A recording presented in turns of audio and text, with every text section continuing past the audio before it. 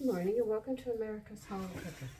Yesterday I was cooking and I got this crazy idea. I'm going to make rich beer biscuits. It's coming out of my head. So what I'm doing is, hold on a minute, I got a hair on my face. I'm trying to get it off. I'm going to use my regular biscuit recipe and I'm going to make it richer, and instead of milk or buttermilk or sour cream or whatever, we are going to use beer in place of it and see what we get out of this.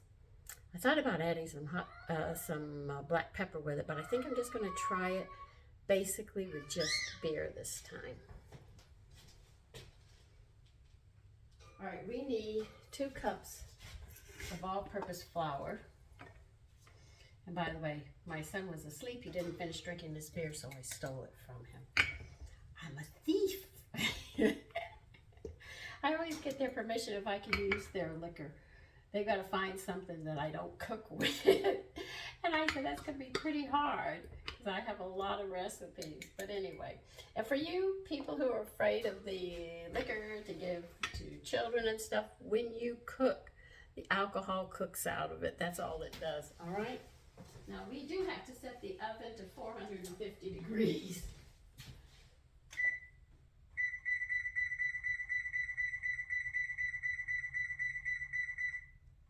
Okay, got the shelf where it needs to go.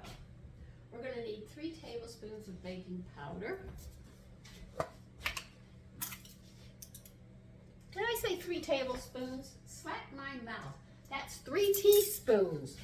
Where am I going? Oh my goodness, no, it's 3 teaspoons. Sorry about that.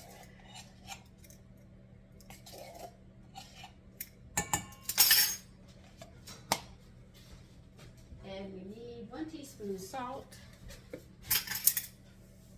We're going to add 2 tablespoons of wheat germ in this.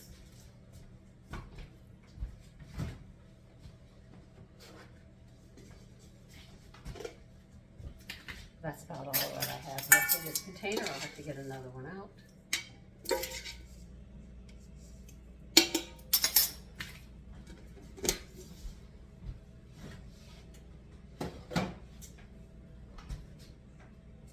Now you're going to mix this up thoroughly. This pastry cutter is really nifty. They're not real expensive either. Well, I shouldn't say that. Heaven knows everything's going up in price, but I've had this 20, 30 years, so I've had it a long time.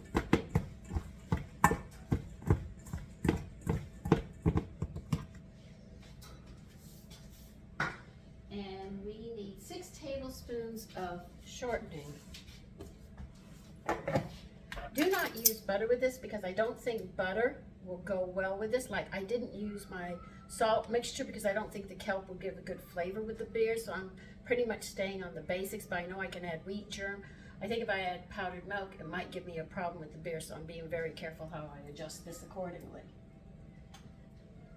But shortening is like, if you have lard, you could use lard. What it is, it's just going to be a flat taste, so there'll be no interference, so we can see how this comes out.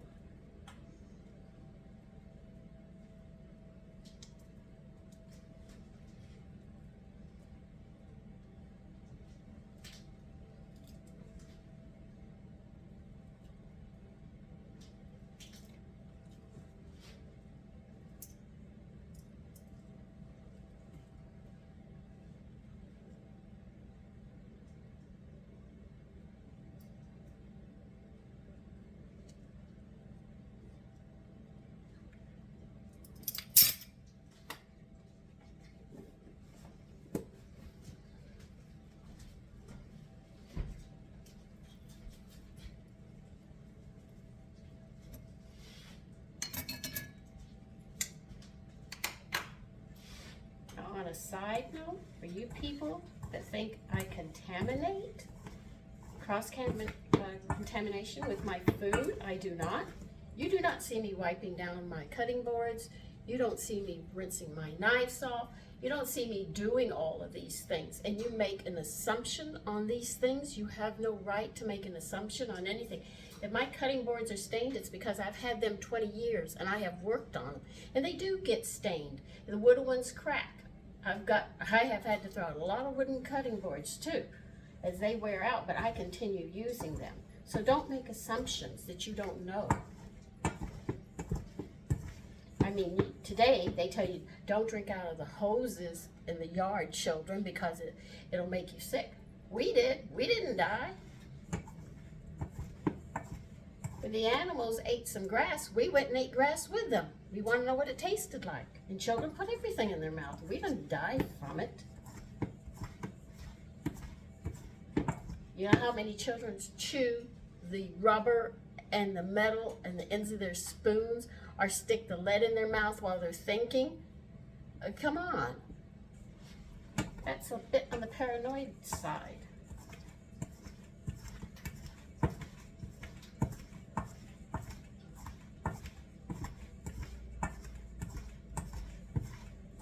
We didn't always wash our fruit and scrub it with a sponge and stuff. We climbed up the tree and we ate it. Or we pulled it out of the garden and we ate it. When we went to pick pecans, well, we didn't have to pick them, we just had to gather them up from the ground. We were cracking them and eating them as we did it. We didn't care. It was food. I'm sure a couple of times we've swallowed insects, you know, not meaning to, but we were hungry and we ate, and if the insect was in there, well, what can I say? You know, he got eaten in the process. You know, you just don't know. But people my age, we did not die from it. All right, now you're gonna make your flour crumbly. I've already showed you how to make biscuits. It's basically the same, except this is a richer recipe of a plain biscuit. Like I said, I have a lot of recipes. You're gonna make it crumbly. And you notice we're not handling it. The less we handle it, the lighter they're gonna be. I can't wait to try these. I don't know if they're gonna work, but we're gonna try it. 2/3 of a cup of beer. I was going to use a Guinness's, but since my son fell asleep and he didn't drink it, I took it from his glass. Oh, you're already bubbling. Okay. Well, we'll see how these come out. You push that flour into it and you mix it up. Don't handle it any more than you have to, or you're going to end up with heavy biscuits. When we have to knead it, we'll do very little of that. And we'll do it very lightly because we don't want to interfere with that lift that we're looking for.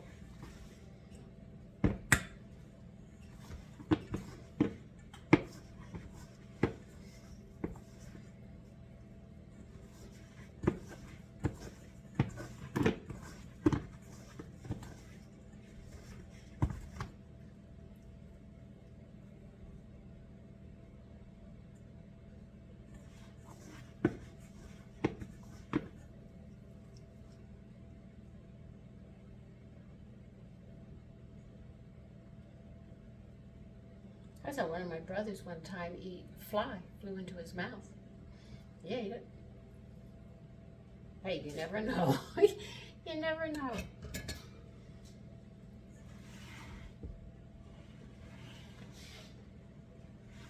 But if they're telling you you can't do this and you can't do that, and don't drink out of the hoses and stuff, then that tells you how filthy we are today compared to what we were yesterday.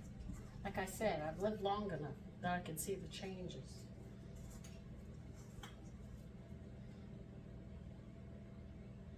My husband and I had many a conversation about the way the world was going. Now you think I'm pushing hard on this? I'm not. I'm just rounding it up to get everything up on it so we can flatten it out. So it's not really being kneaded, as you can see. It's mostly just trying to get it in a ball, make sure it gets everything up that you want out of the pan like that. Well, a few pieces stuck, what the heck.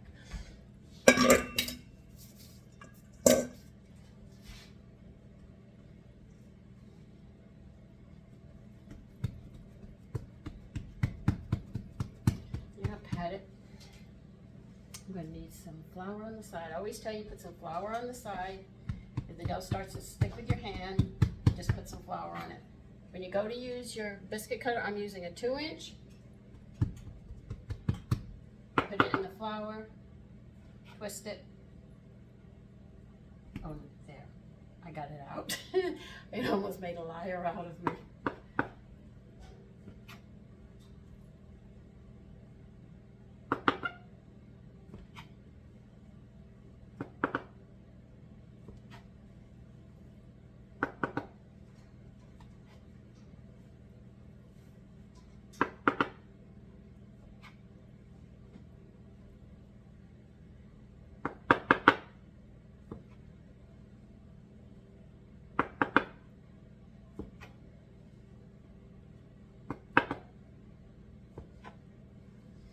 these come out. I might next time try to make them spicy. A spice beer bite. Just thinking.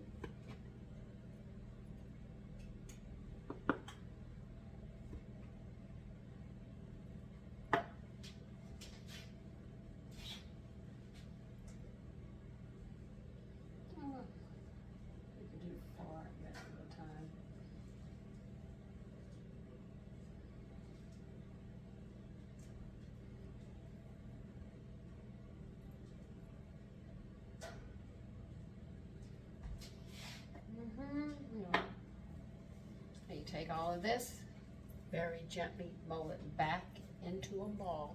You don't want to go hard. If you do, you're going to end up interfering with that flakiness that you're looking, where you have the shortening flour, which gives it that lovely flakiness that you like in your biscuits. Pat it out again.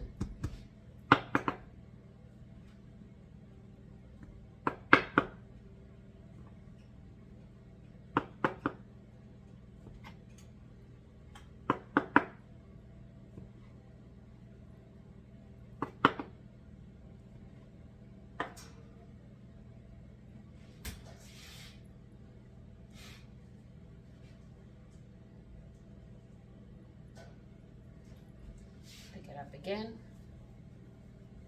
mold it very gently into a ball again so you can flatten it out. As you can see, there's not a lot of handling of it, and what handling you do use on your biscuits won't interfere with the lightness that you're trying to get at.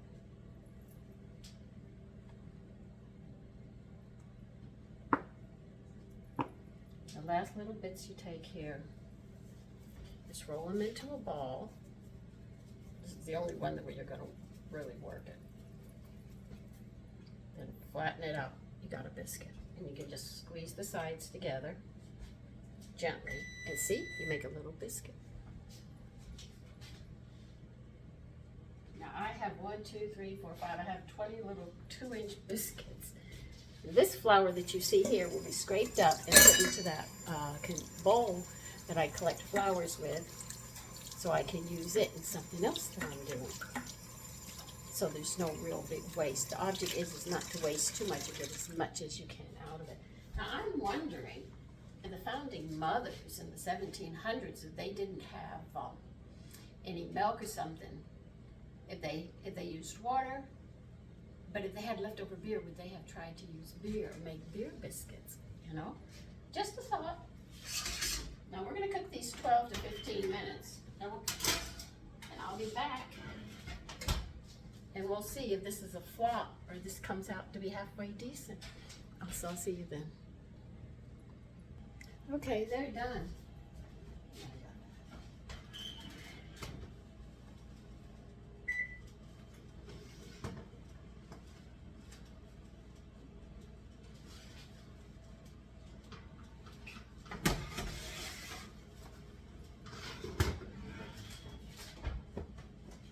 Let me get a dish and we'll try it.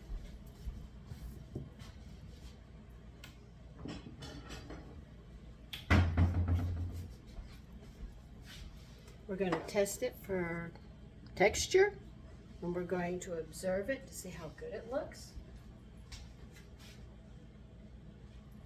Okay. Here is one. See how light it is?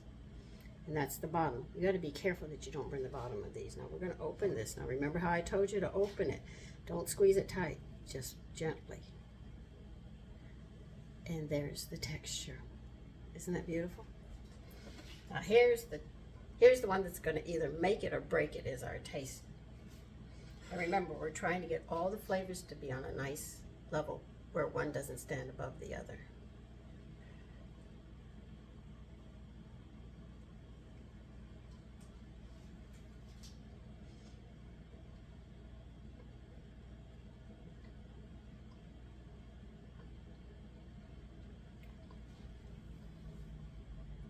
These are extremely light. I'm not lying to you, they really are.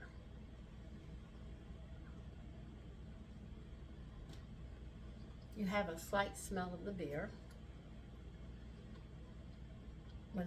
as you chew the biscuit, it seems to come through and you can smell it.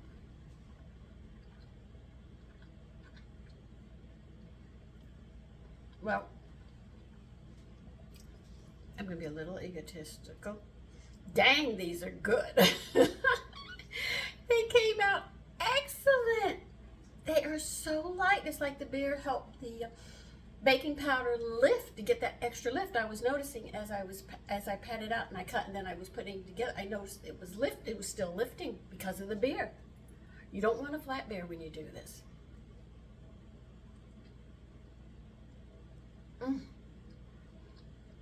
I feel the founding mothers of my country must have used beer.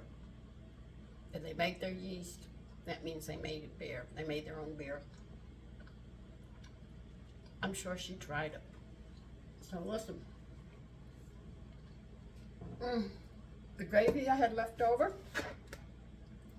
I am going to heat up and put over a couple of these biscuits for breakfast. And I'm going to have some coffee. Not the regular coffee. I have chicory, mushroom chicory, because it doesn't have caffeine in it, and caffeine affects me very badly. So listen, you have a nice day. Oh, please try this. You will not be disappointed.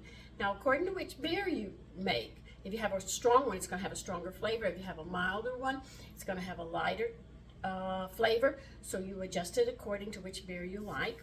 If you use the lighter ones for the children, you don't have to worry about them going, oh, I'm drunk. No, you don't have to worry. All the alcohol has been cooked out of it, all right? So listen, take care and have a great day today.